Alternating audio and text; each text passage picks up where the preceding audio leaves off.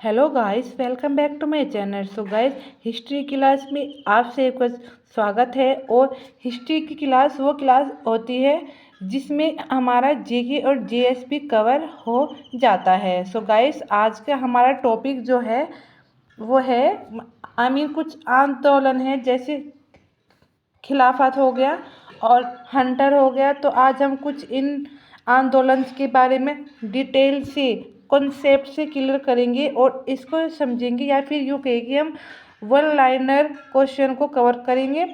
इन आंदोलन को समझेंगे कि कैसे कैसे और कब कब क्या क्या हुआ था। तो चलिए बिना देर की क्लास को स्टार्ट करते हैं। तो आपके सामने सामने फर्स्ट जो टॉपिक है वह है खिलाफत आंदोलन। अब बात करते हैं कि खिलाफत आंदोलन कब से कब तक हुआ था।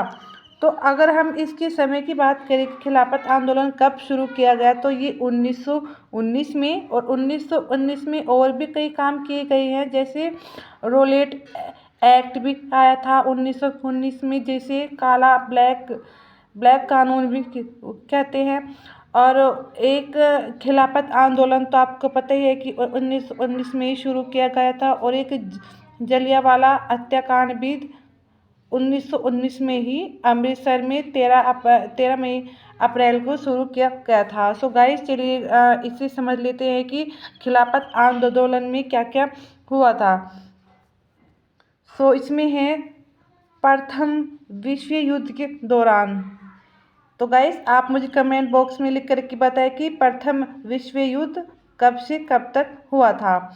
सो प्रथम विश्व युद्ध के दौरान ब्रिटेन और उसके सहयोगियों द्वारा तुर्की पर किए गए अत्याचार से मुसलमानों का नाराज होना स्वाभाविक था। सो गाइस, जब प्रथम विश्व युद्ध हुआ था तो ब्रिटेन में और जो उनके साथ में जो सहयोगी थे तुर्की द्वारा, तो उस युद्ध के दौरान मुसलमानों पर कई तरह के अत्याचार किए गए थे, तो जिससे वे लोग नाराज थे, क्योंकि संसार भर के मुसलमान तुर्की के सुल्तान को अपना खलीफा धर्म गुरु मानते थे। ऐसे मौके को हिंदू मुस्लिम एकता के लिए उपयुक्त समझकर गांधी जी ने मुसलमानों के साथ सहानुभूति प्रकट की। सो गाइस, एक ये भी क्वेश्चन निकलता है कि गांधी जी ने किस आंदोलन को हिंदू मुस्लिम एकता का आंदोलन कहा है, तो वह है खिलाफत आंदोलन। नेक्स्ट है, चलिए आगे समझते हैं। नवंबर 1919 में कांग्रेस और मुस्लिम लीग का दिल्ली में साथ साथ अखिल भारतीय खिलाफत सम्मेलन हुआ, जिसमें महात्मा गांधी को सर्वसम्मति से सम्मेलन का अध्यक्ष चुना गया था। सो गाइस, ये भी क्वेश्चन निकलता है कि किस आंदोलन में महात्मा गांधी को सर्वसम्मति से अध्यक्ष चुना गया था, तो वो था खिलाफत आंदोलन। गांधी जी ने खिलाफत आंदोलन को हिंदुओं और मुसलमानों में एकता स्थापित करने का ऐसा अवसर माना जो कि आगे 100 वर्षों तक नहीं मिलेगा। नेक्स्ट, गांधी जी ने 1920 ईस्वी के आरंभ में यह घोषणा कर दी कि अगर विश्व युद्ध की शांति शर्तें भारतीय मुसलमानों को संतुष्ट नहीं करती है तो वे असहयोग आंदोलन छोड़ देंगे। अब चलते हैं नेक्स्ट पर, जलियांवाला बाग हत्याकांड ये कब था। सो गाइस, ये 13 अप्रैल 1919 में हुआ था। तो जैसे कि मैंने आपको पहले ही बता दिया था कि 1919 में 3-4 तरह के आंदोलन हुए हैं। तो उसमें से एक है जलियांवाला बाग हत्याकांड, और एक हमने पढ़ लिया है खिलाफत आंदोलन। तो रोलेट ये कब, मतलब अगर क्वेश्चन किया जाए कि ये क्या था, तो आइए इसको समझते हैं। रोलेट एक्ट के विरोध में जनसभा हुई। गांधी जी के पंजाब प्रवेश पर प्रतिबंध लगा दिया गया था। तो वही जलियांवाला जब रोलेट एक्ट आया था तो उसमें सभी को क्या था कि इसे ब्लैक कानून भी कहते हैं, क्योंकि इसमें ना कोई दलील ना कोई वकील, सीधे बस सीधे सजा का प्रावधान था, तो इससे काफ़ी लोग विरोध में थे। तो उन्होंने फिर जलियांवाला बाग में एक सभा रखी थी, तो लेकिन वहाँ पर गांधी जी का प्रवेश बंद था। जनता का आक्रोश तब और बढ़ गया जब पंजाब के दो लोकप्रिय नेता डॉक्टर सत्यपाल और डॉक्टर सैफुद्दीन किचलू को अमृतसर के डिप्टी कमिश्नर ओडायर ने बिना किसी कारण के गिरफ्तार कर लिया। इसमें रोलेट एक्ट में क्या था कि अगले वाले को ये भी नहीं देखते थे कि हाँ ये काम इसने किया या नहीं किया, बस उठाया अपने मन को लगा कि हाँ ये आदमी इसने ये काम किया है, तो उसी को ये गिरफ्तार कर लिया।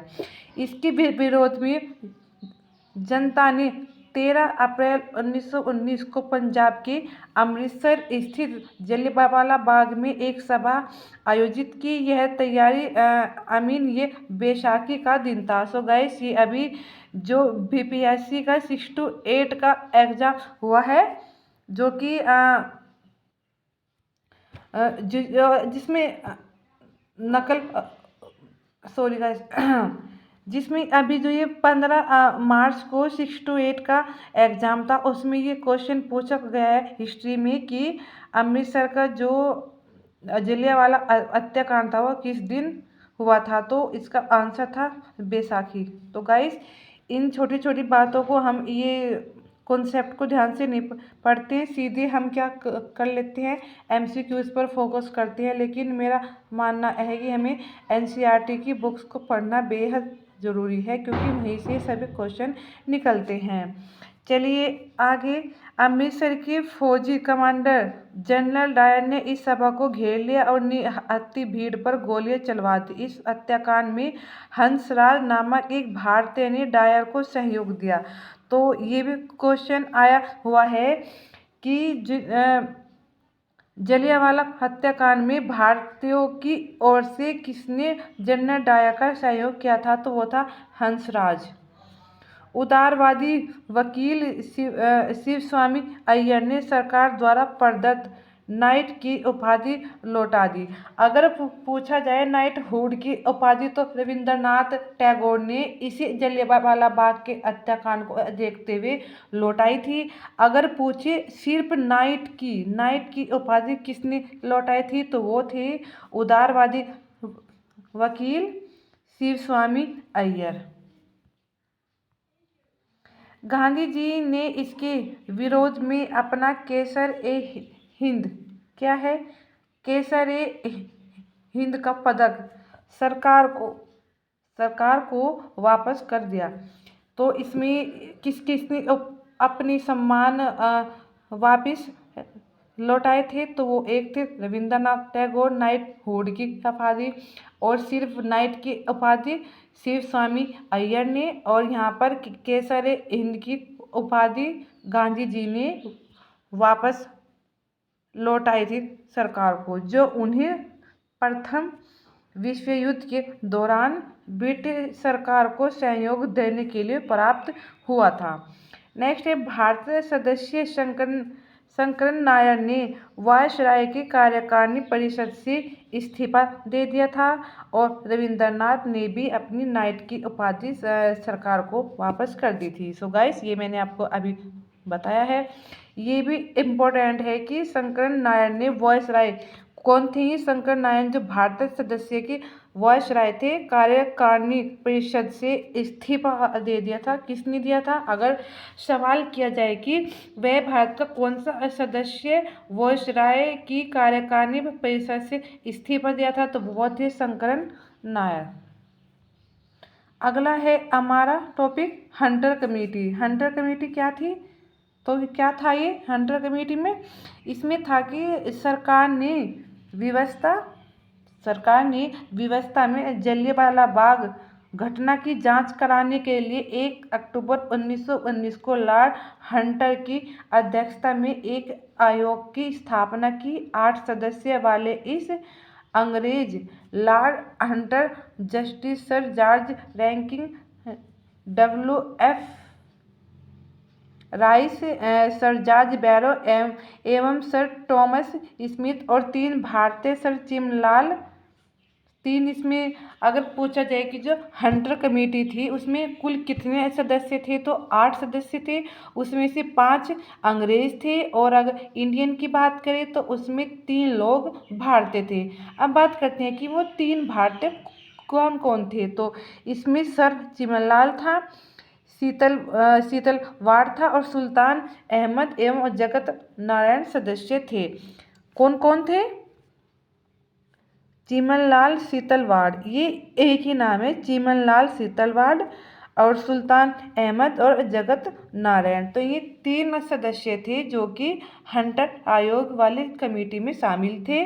टोटल कितने थे? कुल 8 सदस्य थे। उसमें से 5 अंग्रेज थे और 3 भारतीय थे। भारतीयों की तरफ से चिमनलाल शीतलवाड़ थे, दूसरा सुल्तान अहमद और जगत नारायण थे। भारतीय राष्ट्रीय कांग्रेस ने भी इस घटना की जांच के लिए मदन मोहन मालवीय के नेतृत्व में एक आयोग की नियुक्ति की, जिसके अन्य सदस्य पंडित मोतीलाल नेहरू एवं गांधी जी थे। अगर पूछा जाए कि भारतीय राष्ट्रीय कांग्रेस इस घटना की जांच के लिए भारतीय राष्ट्रीय कांग्रेस में मदन मोहन मालवीय के नेतृत्व में एक आयोग की नियुक्ति थी, तो उस आयोग की नियुक्ति में कौन कौन सदस्य थे? तो उसमें मोतीलाल नेहरू थे और गांधी जी थे। सो गाइस, आज की हमारी 3 आंदोलन पढ़े हैं हमने। खिलाफत आंदोलन, और उसके बाद जलियांवाला बाग हत्याकांड, और एक हमने लास्ट में किया है हंटर आयोग। सो गाइस, आई होप आज की ये छोटी सी क्लास जो कॉन्सेप्ट पर बेस्ड थी आपको अच्छी लगी होगी। सो प्लीज़ कमेंट करके हमें बताएं कि आज की क्लास आपको कैसी लगी।